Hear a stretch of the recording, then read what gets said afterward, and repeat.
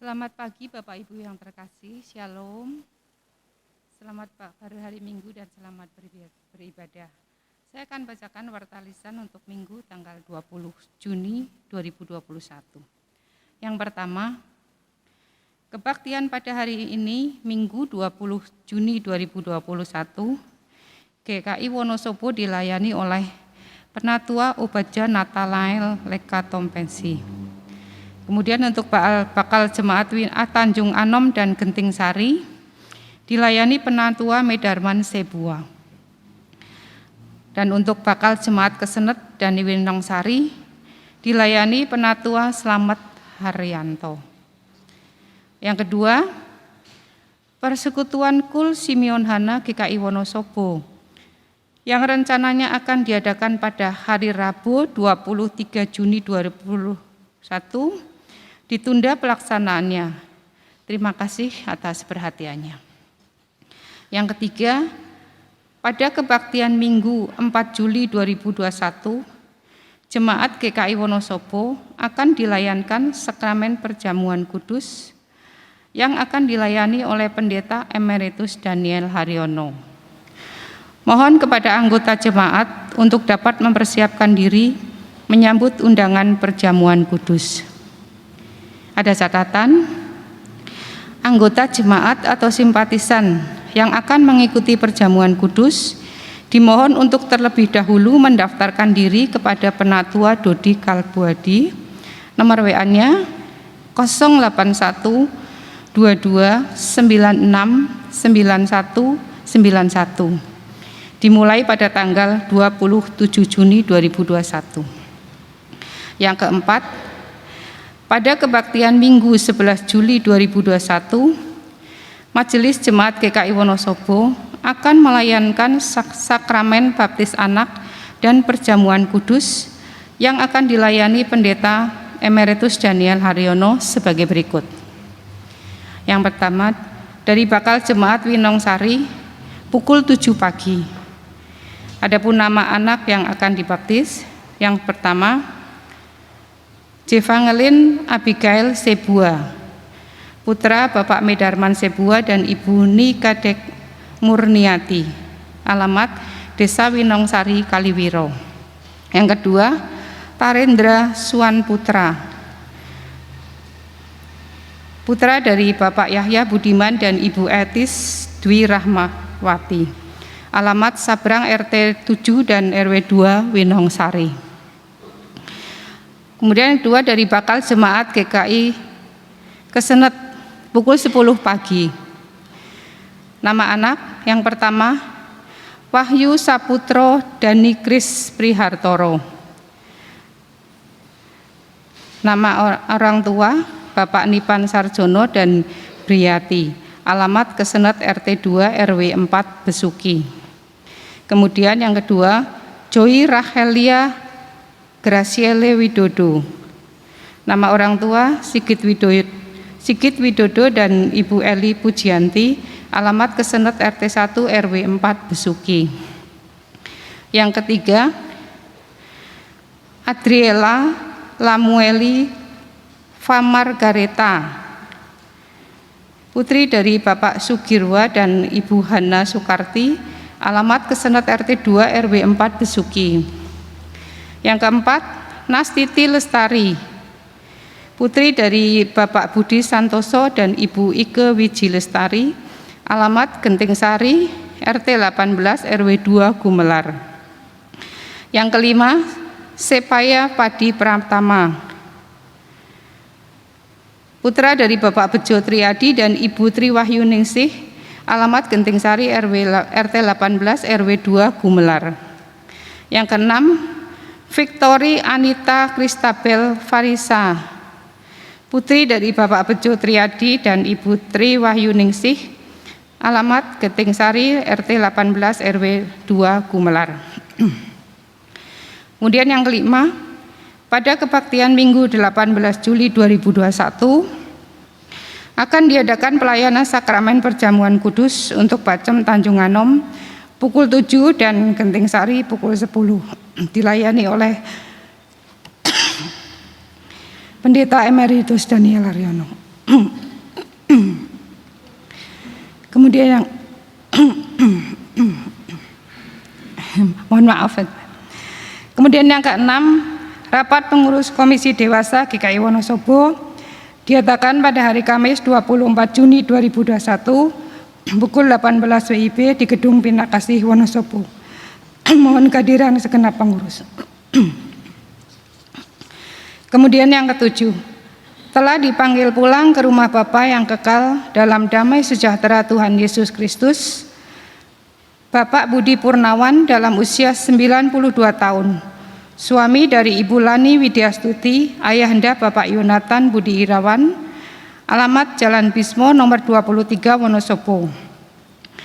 Meninggal pada Jumat 18 Juni 2021.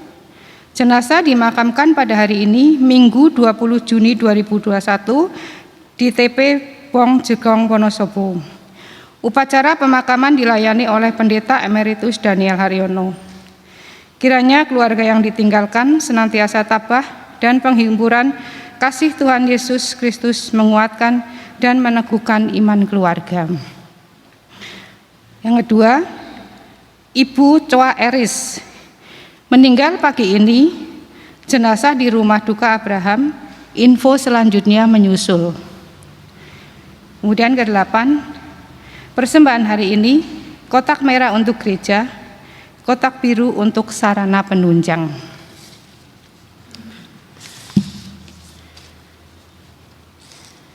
Jemaat yang terkasih, pada Minggu 4 Juli 2021, kita akan merayakan perjamuan kudus. Untuk menyambut perayaan itu, mari kita mempersiapkan diri dengan memeriksa diri kita masing-masing. Pada perjamuan terakhir, Kristus meminta kita merayakan perjamuan kudus. Untuk mengenangnya, mengenang Kristus berarti mengalami kehadirannya dalam hidup sehari dan menyadari bahwa Kristus telah berkorban demi keselamatan kita. Sudahkah saudara hidup dalam persekutuan yang akrab dengan Yesus, sehingga saudara mengalami kasih, kuasa, dan kebenarannya? Yakinkah saudara bahwa Kristus telah mengorbankan hidupnya demi keselamatan saudara?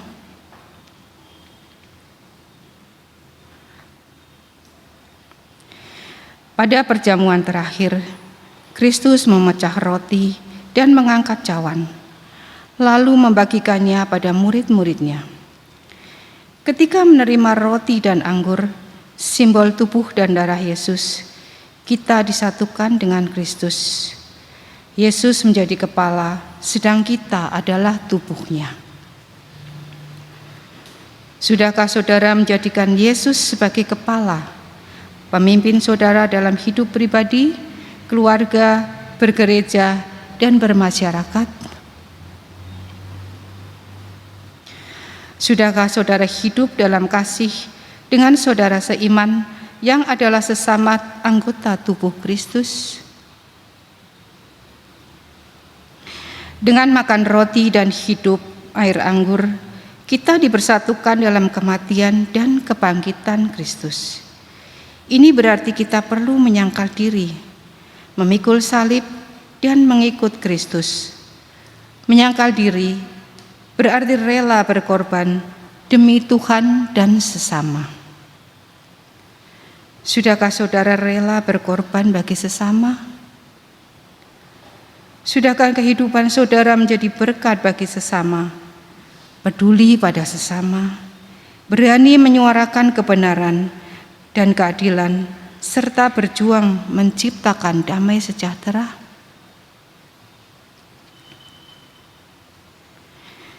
Kiranya Roh Kudus menolong kita dalam mempersiapkan diri merayakan perjamuan kudus mendatang.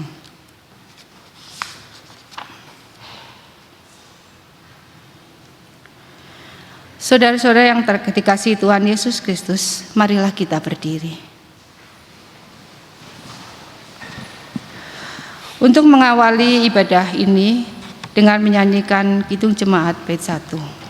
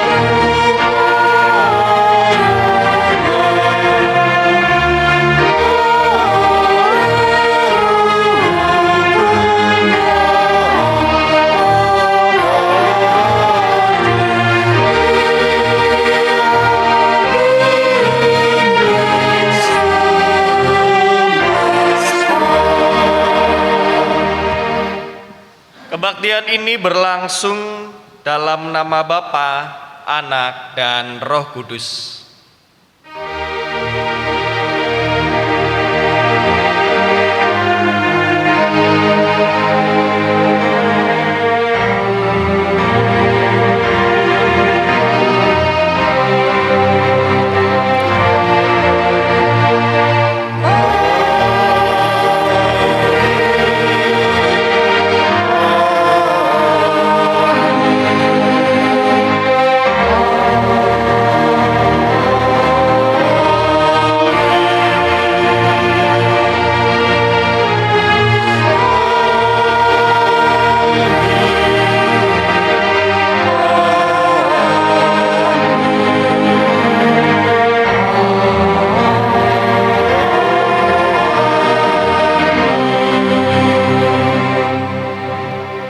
Damai Kristus besertamu.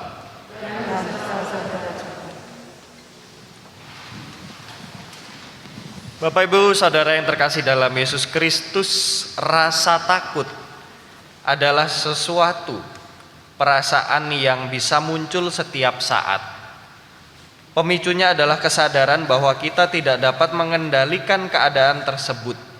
Rasa takut juga bisa muncul ketika kita sudah mengalami atau sedang mengalami. Sebagai orang percaya, kita bisa lupa bahwa Tuhan sanggup mengendalikannya. Tapi hari ini kita mau sama-sama mengingat bahwa Tuhan hadir untuk menopang kita di dalam setiap rasa takut. Ayub 38 ayat 4-5 mengatakan, "Di manakah engkau ketika aku meletakkan dasar bumi? Ceritakanlah kalau engkau mempunyai pengertian. Siapakah yang telah menetapkan ukurannya? Bukankah engkau mengetahuinya? Atau siapakah yang telah merentangkan tali pengukur padanya?" Kini mari kita datang kepada Tuhan untuk mengakui dosa-dosa di hadapan Tuhan. Mari kita berdoa. Kepadamu ya Tuhan kami datang di dalam kerendahan hati kami dan di dalam segala keterbatasan kami, untuk mengakui setiap dosa-dosa kami di hadapan-Mu. Ya Bapa, ampuni kami apabila selama ini kami masih larut dalam rasa takut, dan ampuni kami juga Tuhan apabila karena rasa takut kami menjadi melakukan hal-hal yang tidak seturut dengan kehendak-Mu. Tuhan, ampuni kami juga sebagai gereja apabila selama ini kami juga masih perlu membangun keberanian untuk berani bertindak dengan benar, berani menyatakan kebenaran, berani menyatakan kasih. Dan tolonglah kami Tuhan, agar kami selalu hidup seturut dengan kehendak-Mu. Terima kasih ya Tuhan. Di dalam nama Yesus Kristus kami memohon. Amin.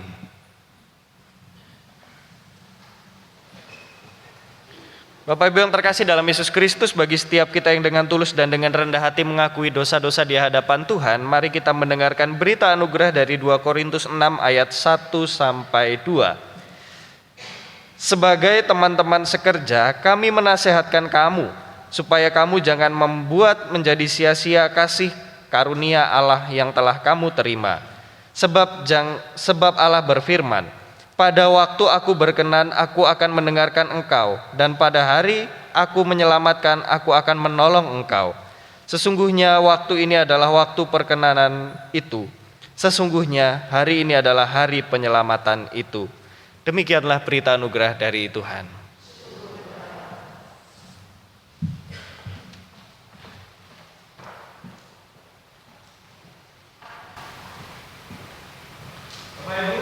Salam damai.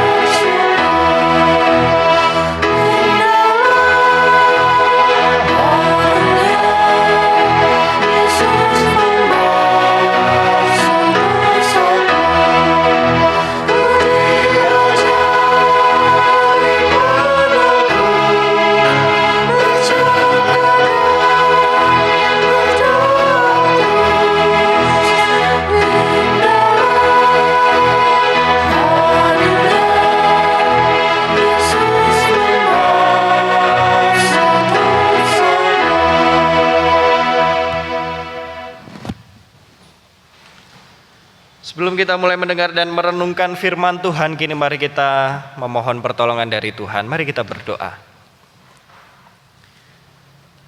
Kembali kami datang kepadamu ya Tuhan untuk memohon pertolongan-Mu, karena sebentar lagi kami akan mendengarkan firman-Mu. Biarlah Roh Kudus-Mu yang menuntun kami, agar di dalam mendengarkan firman-Mu kami tidak mendengarkan menggunakan akal pikiran kami sendiri, tapi biarlah hikmat dari Engkau yang hidup di dalam diri kami, agar kami dapat menyatakan firman-Mu di dalam kehidupan sehari-hari. Terima kasih ya Tuhan. Dalam nama Yesus Kristus kami berdoa. Amin. Injil Tuhan Yesus Kristus menurut Markus pasal 4 dimulai dari ayat 35.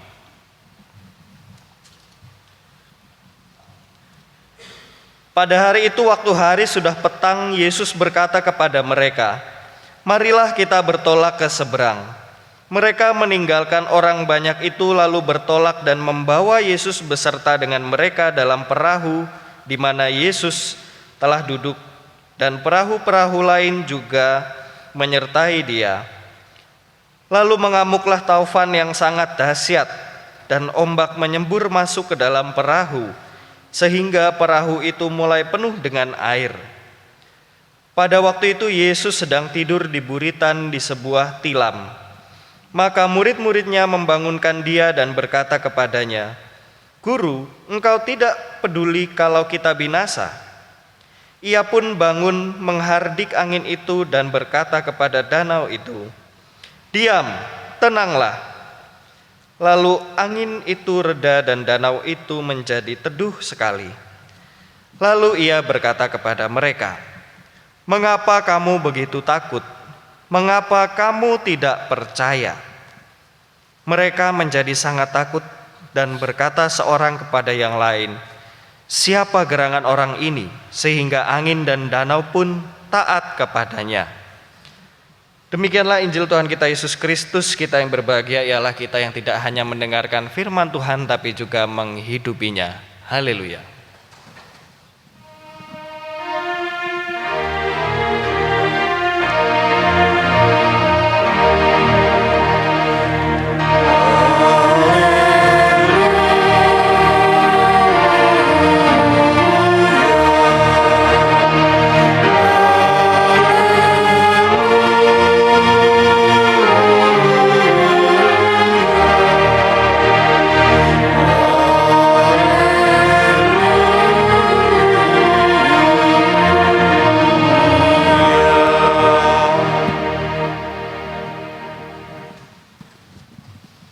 Selamat pagi Bapak Ibu.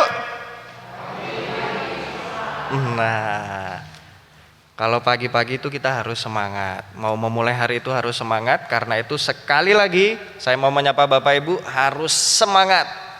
Seperti biasa jawabannya pagi, pagi, semangat. Nah, sekali lagi ya Bapak Ibu. Selamat pagi Bapak Ibu.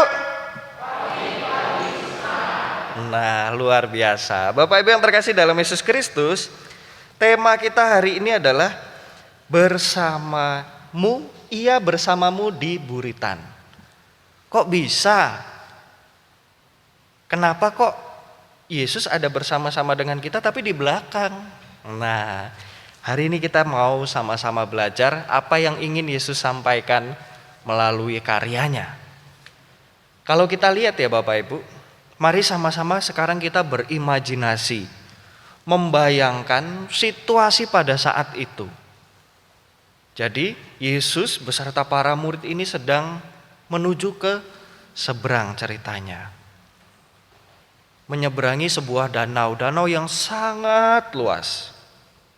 Kalau misalnya Bapak Ibu mau berimajinasi, bayangkan aja Bapak Ibu sekarang lagi ada di Menjer. Wah, ceritanya lagi mau nyebrang, tapi ketika Bapak Ibu mau nyebrang, tiba-tiba ada angin kencang, ada hujan deras. Nah, kalau misalnya lagi susah membayangkan Menjer, coba Bapak Ibu bayangkan sekarang lagi ada di Danau Toba misalnya. Nah, tiba-tiba ada angin kencang. Kira-kira apa yang akan dilakukan? Nah, Yesus mengajak para murid pindah tempat. Lalu para murid menurutinya. Dan ternyata banyak orang yang saat itu mengikuti Yesus. Karena apa? Di sini disebutkan bukan cuma perahunya Yesus saja yang pergi menyeberang, tapi ada perahu-perahu lain yang ikut mendampingi. Berarti kan ada banyak orang juga. Dan ketika ada angin kencang, bukan cuma perahu itu yang merasakan, tapi juga perahu lain juga mengalami ketakutan. Nah, kita lihat pada saat itu situasinya mencekam. Kira-kira apa yang Bapak Ibu lakukan misalnya ketika lagi naik perahu, ada gelombang yang besar, ada angin yang kencang, kira-kira rasanya gimana? Ya pasti takut juga. Pasti akan gemeteran juga, bingung juga mau ngapain di tengah-tengah hamparan air yang begitu luas, mau kemana? Pasti kan kita bingung, pasti kita takut, pasti kita tidak tahu harus berbuat apa. Nah, di sini dijelaskan bahwa Yesus berada di buritan. Di buritan itu berarti sisi belakang dari sebuah perahu. Ketika angin kencang itu terjadi, apa yang Yesus lakukan di sana? Yesus ini malah tidur. Angin kencang, bahkan di sini disebut air masuk ke dalam perahunya, tapi Yesus nggak bangun, malah tidur. Nyenyak sekali berarti kan tidurnya, santai sekali berarti kan. Yesus tidur di belakang. Sementara kalau kita misalnya melihat sebuah perahu atau kapal, bahkan kapal-kapal besar, biasanya letak gagang kemudinya atau yang mengarahkan mau belok-belok kapal itu biasanya ada di belakang. Nah, inilah tempat Yesus tidur. Kalau perahu kecil itu biasanya perahu kecil sampai perahu yang sedang itu biasanya di belakang kemudinya. Nah, Yesus malah tidur di tempat yang sangat penting sekali, sangat vital sekali, di belakang, di tempat kemudi. Meskipun badai menerpa, meskipun air masuk, tenang aja dia. Kalau kita masih bisa nggak tenang-tenang Bapak Ibu? Wah, mungkin udah nggak bisa. Tapi Yesus tenang. Sekalinya Yesus bangun, dia malah mengendalikan angin dan mengendalikan gelombang yang begitu besar. Kita bisa bayangkan ya, ini orang sekalinya bangun cuma ngomong diam, tenanglah, langsung tenang. Gimana nggak tambah bingung para murid pada saat itu? Tapi saking takutnya para murid, mereka akhirnya lupa bahwa yang bersama-sama dengan mereka ini Yesus.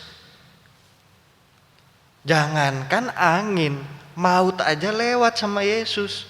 Tapi mereka lupa karena apa? Karena saking takutnya. Nah, hari ini kita mau belajar Bapak Ibu. Kita mau belajar berlayar bersama Yesus untuk menghadapi badai hidup. Nah, apa sih yang biasanya kita alami ketika kita menghadapi badai dalam kehidupan? Yang pertama, seperti para murid tadi, saking takutnya mereka, akhirnya mereka nggak percaya. Begitu juga dengan kita. Kadang ketika kita saking takutnya, akhirnya membuat kita tidak percaya. Takut dalam arti banyak hal. Kita takut besok nggak bisa makan. Kita takut besok nggak bisa bangun. Kita takut besok nggak bisa apa lagi. Saking takutnya, akhirnya kita nggak percaya. Itu yang dialami para murid. Lalu apa lagi? Bapak Ibu pernah nggak sih mengalami situasi-situasi yang nggak pernah atau yang nggak bisa dikendalikan oleh Bapak Ibu sendiri? Kira-kira pernah nggak? Contoh, sekarang kita dalam kondisi pandemi. Bisa nggak kita mengendalikan pandemi? Bisa ya kalau nurut. Tapi kalau penyakitnya sendiri bisa nggak kita kendalikan? Corona jangan nular, corona jangan kena ke saya misalnya. Bisa nggak kita kendalikan? Nggak bisa. Kalau kena ya kena aja. Yang bisa kita lakukan adalah melakukan cara-cara preventif, mencegah, dan lain-lain. Lalu apalagi beberapa hari ini, kalau kita perhatikan cuaca di Wonosobo ini, misal siang itu panas banget, atau pas pagi sampai menjelang siang itu mataharinya terik banget, tapi tiba-tiba siang langsung hujan, brus. Ada yang bisa mengendalikan hujan, Bapak Ibu? Ada yang bisa mengendalikan hujan? Atau misalnya beberapa waktu yang lalu, nah ada semburan lava atau material Gunung Merapi. Bisa nggak kita mengontrol Gunung Merapi? Jangan meletus misalnya. Bisa nggak? Nggak bisa. Ada hal-hal yang tidak bisa kita kendalikan. Dan hal inilah yang membuat kita takut. Biasanya kalau kita bisa mengendalikan, selama kita bisa mengendalikan sesuatu, kita tidak akan takut. Tapi kalau tidak bisa kita kendalikan, pasti kita takut, Bapak Ibu. Dan segala sesuatu bisa saja terjadi tiba-tiba. Tiba-tiba kita dapat duit, bisa. Tiba-tiba kita merem, tiba-tiba kita nggak bisa melek lagi, bisa juga. Banyak hal yang bisa terjadi secara tiba-tiba, yang tidak bisa kita atur. Hal ini menandakan apa, Bapak Ibu? Hal ini menandakan bahwa manusia, kita semua penuh dengan keterbatasan. Kita semua masih memiliki batas yang tidak bisa kita lewati. Tapi siapa sosok yang tidak terbatas? Siapa sosok yang tidak terbatas, Bapak Ibu? Tuhan. Siapa sosok yang tidak mempunyai batasan? Tuhan. Kita hidup di dalam siapa? Kita hidup di dalam Tuhan. Lalu kenapa kita masih takut? Nah, ini yang selanjutnya mau kita pelajari. Bagaimana cara kita menghadapi rasa takut. Yang pertama, ketika kita mau menyadari bahwa diri kita hidup bersama-sama dengan Kristus dan berlayar bersama dengan Kristus, kita menyadari kita harus percaya bahwa Kristuslah sang nahkoda. Ketika Kristus tidur di belakang, para murid ini lupa, semuanya ya sudah dikendalikan oleh Tuhan, harusnya tenang. Ada Yesus. Begitu juga dalam hidup kita. Seharusnya kita sadar bahwa hidup kita ini dikendalikan Tuhan kok. Apapun yang terjadi dalam hidup kita, badai sekeras apapun, hal-hal yang menyakitkan untuk kita, hal-hal yang tidak kita duga, ya pasti itu semua juga sudah di bawah kendali Kristus. Yang bisa kita lakukan apa? Ya kita berserah karena Kristus yang memiliki kehidupan kita. Kita berserah, kita mengikuti cara Kristus. Kadang seperti para murid ya, ketika mereka takut, mereka melakukan cara mereka. Apa yang mereka lakukan? Mereka mengungkapkan rasa takut mereka melalui kepanikan dengan cara memaksa Yesus bangun. Begitu juga dengan kita. Kalau kita takut, jangan sampai kita mengandalkan kekuatan diri kita sendiri untuk menghadapi rasa takut itu sendiri. Kita tidak bisa. Kita tidak sanggup kalau kita harus sendiri. Yang kedua apa? Ketika kita menghadapi rasa takut, yang harus kita lakukan adalah selalu menumbuhkan rasa percaya. Jangan sampai rasa percaya kita menjadi hilang. Apa yang bisa membuat kita menumbuhkan rasa percaya? Yaitu dengan menanamkan mindset, menanamkan sugesti bahwa Kristus itu tidak pernah meninggalkan kita. Pernah nggak Kristus meninggalkan kita, Bapak Ibu? Nggak pernah. Justru kita yang meninggalkan Kristus. Nah, mari sama-sama tanamkan Kristus jangan tinggalkan kita. Kristus hadir bersama-sama dengan kita. Kristus tidak pernah meninggalkan aku. Kristus hadir bersama-sama dengan aku. Kita tanamkan itu terus supaya kita punya rasa percaya. Dan yang selanjutnya apa? Bapak Ibu yang terkasih dalam Yesus Kristus, dalam situasi sulit, bahkan dalam keadaan yang tidak dapat kita kendalikan, percayalah bahwa Tuhan selalu menolong. Semakin berjalannya waktu, semakin banyak juga rasa takut dalam hidup kita. Ada yang takut tua, ada yang takut mati, ada yang takut miskin, ada yang takut apa lagi? Ada yang takut jomblo misalnya seumur hidup, apalagi. Banyak hal yang kita tidak bisa ungkapkan, tapi rasa takut itu hadir dalam diri kita. Ada yang takut tidak diperhatikan, ada yang takut sudah tidak memiliki posisi misalnya, ada yang takut sudah tidak dipandang. Itu semua kenapa bisa muncul dalam hidup kita? Karena kita masih sering mengandalkan sisi kemanusiaan kita. Sementara Tuhan mengingatkan semua itu harus seimbang. Dalam satu sisi kita manusia, tapi dalam sisi lain kita adalah anak-anak Tuhan yang harus ingat bahwa Tuhan tidak pernah meninggalkan kita. Mari sama-sama kita tanamkan sugesti itu. Tanamkan sugesti Tuhan tidak pernah meninggalkan kita dan Tuhan yang mengendalikan hidup kita. Nah, sekarang seperti biasa Bapak Ibu, ada diskusi untuk kita semua. Yang pertama, coba Bapak Ibu bayangkan, coba Bapak Ibu pikirkan, hal apa yang paling ditakuti oleh Bapak Ibu saudara sekalian? Kira-kira Bapak Ibu paling takut hal apa sih? Yang sangat ditakuti, sampai sekarang ini takut banget. Apa yang ditakuti? Terus yang selanjutnya, Bapak Ibu coba pikirkan ketika menghadapi apa yang ditakuti itu, terus apa yang Bapak Ibu lakukan supaya bisa mengatasi rasa takut itu? Apa yang Bapak Ibu lakukan? Usaha apa yang Bapak Ibu tunjukkan? Nah, sama-sama kita pikirkan, bisa didiskusikan juga supaya apa? Supaya kita semua sama-sama saling melengkapi. Kita semua sama-sama saling membantu melewati rasa takut itu.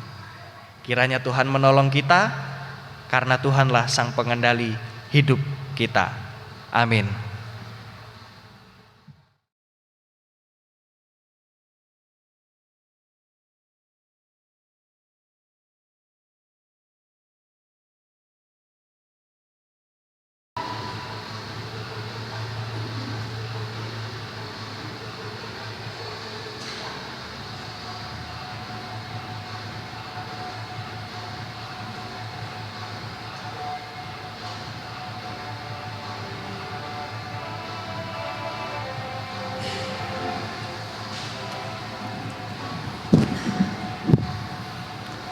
Marilah bersama dengan umat Tuhan di masa lalu, masa kini, dan masa depan, kita mengingat kembali pengakuan pada baptisan kita.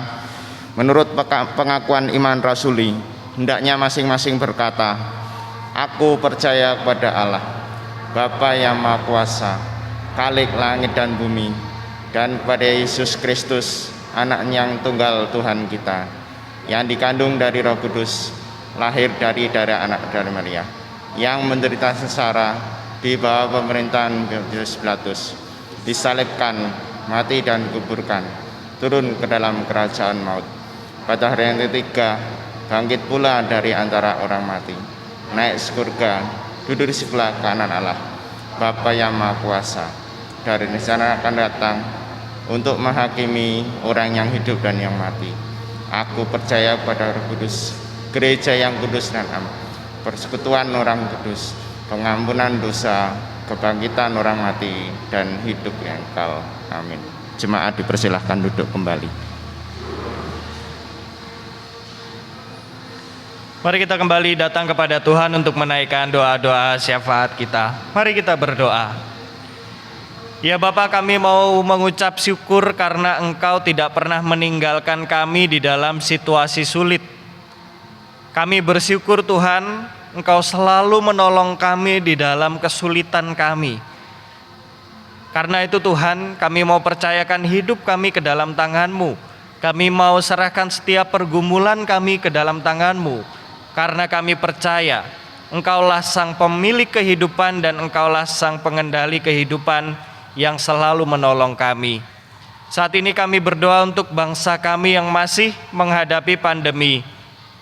Kiranya Engkau berkati para petugas keamanan, para dokter, perawat, dan setiap orang yang melayani para pasien. Kiranya Kau karuniakan mereka kekuatan serta kesehatan. Begitu juga untuk orang-orang yang saat ini tengah dirawat, diisolasi. Kiranya Kau boleh hadirkan pengharapan dan sukacita di dalam pergumulan mereka. Kami juga berdoa untuk gereja-Mu, GKI Wonosobo.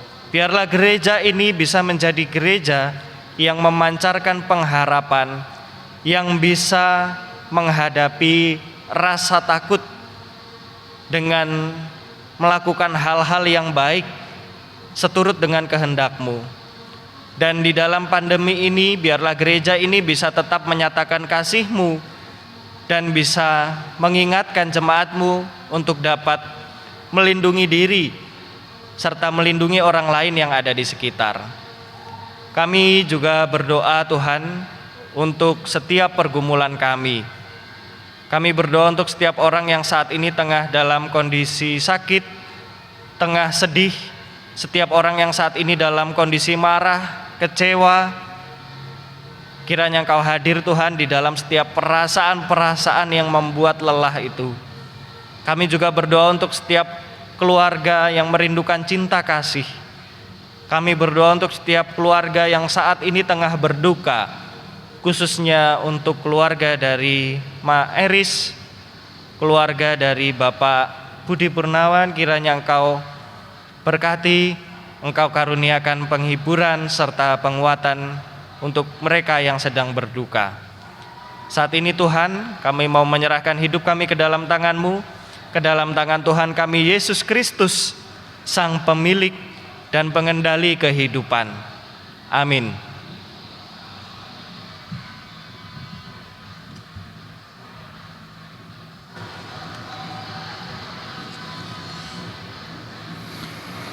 Marilah kita mengucap syukur atas persembahan yang telah terkumpul ataupun akan kita persembahkan melalui kota yang tersedia ataupun dalam bentuk transfer melalui rekening bank. Adapun nas persembahan diambil dari Mazmur 107 ayat 31 yang berbunyi demikian. Biarlah mereka bersyukur kepada Tuhan karena kasih setianya, karena perbuatan-perbuatannya yang ajaib terhadap anak-anak manusia. Mari kita sama-sama bangkit berdiri.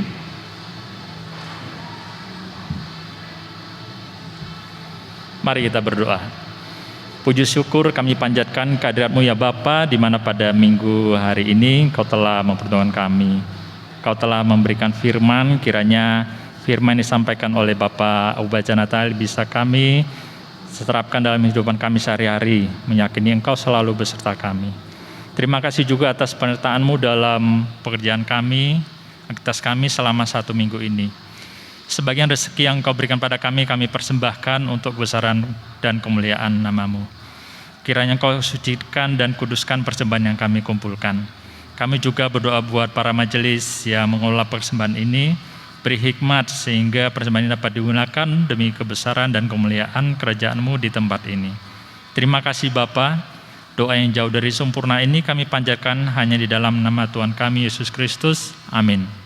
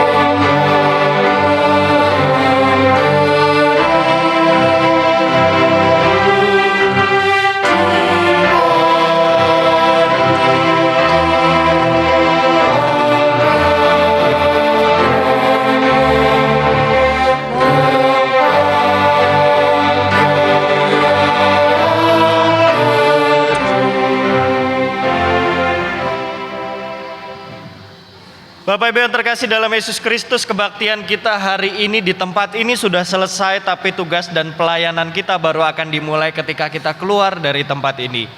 Jangan lupa, serahkanlah setiap rasa takut kita kepada Tuhan dan lakukanlah hal-hal terbaik yang bisa kita lakukan. Kini arahkanlah hatimu kepada Tuhan.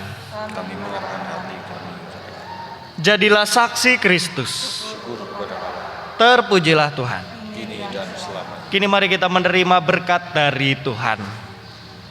Kiranya Allah Sang Sumber Pengharapan memenuhi kita dengan segala sukacita dan damai sejahtera dalam iman kita, supaya oleh kekuatan Roh Kudus kita berlimpah-limpah dalam pengharapan. Amin.